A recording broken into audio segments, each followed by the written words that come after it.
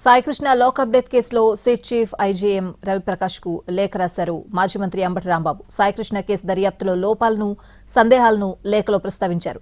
ఈ కేసులో పోలీసు వ్యవస్థ బాధ్యతపై అనేక ప్రశ్నలు ఉత్పన్నమవుతున్నాయని, హత్య ఎలా జరిగింది, డెడ్ బాడీని ఎవరు తరలించారు, ఎవరు మాయం చేశారు అనే విషయాలు రిమాండ్ రిపోర్టులో స్పష్టంగా లేవన్నారు.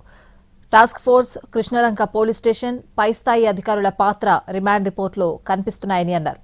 క్రిమినల్ లాయబిలిటీలన్నీ ఒక్క సీఐకే పరిమితం చేయడం సరికాదన్నారు. సాయికృష్ణను హ్యాండ్ ఓవర్ చేసుకున్నప్పుడు రాతపూర్వకంగా అక్నాలెడ్జ్మెంట్ ఇచ్చినప్పుడు స్టడీ విషయాన్ని సీఐ మాత్రమే దాచాడని చెప్పడం నమ్మశక్యంగా లేదని అన్నారు.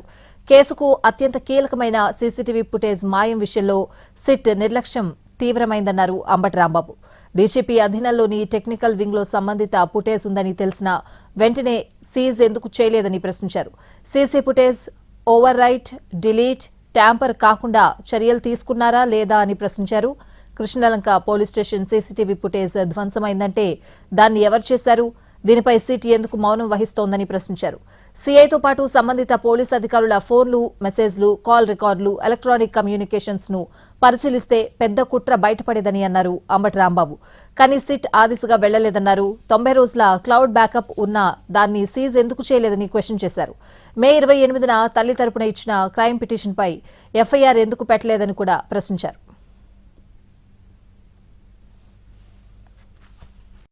నెంబర్ 1, సీసీ కెమెరా ఫుటేజీకి సంబంధించి నా ప్రశ్నలు.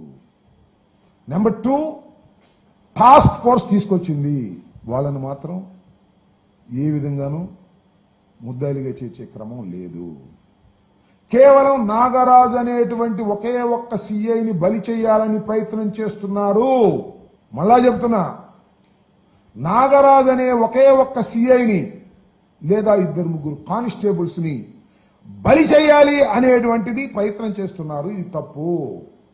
హయ్యర్ లెవెల్ ఆఫీసర్స్ నుంచి ఆ స్టేషన్లో ఉన్న ప్రతి వాళ్ళు, టాస్క్ ఫోర్స్ కు సంబంధించినటువంటి officers involved in this act, very serious act, ఇండియాలోనే ఎక్కడ జరగనటువంటి యాక్ట్.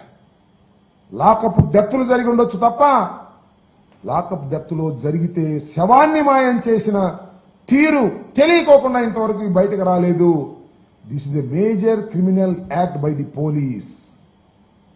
దీనిలో చాలా పెద్ద విషయాలు దాగి ఉన్నాయి. ఇంతవరకు ఇంకొక అంశం కూడా చెప్తా. మోటివ్ చెప్పలేదు. నాగరాజు కొట్టి చంపాడు అంటారు. What is the motive? నాగరాజుకి ఏం మోటివ్ ఉంటుంది నాకు తెలియగలుగుతాను. Is an officer. ఏముంటుంది మోటివ్?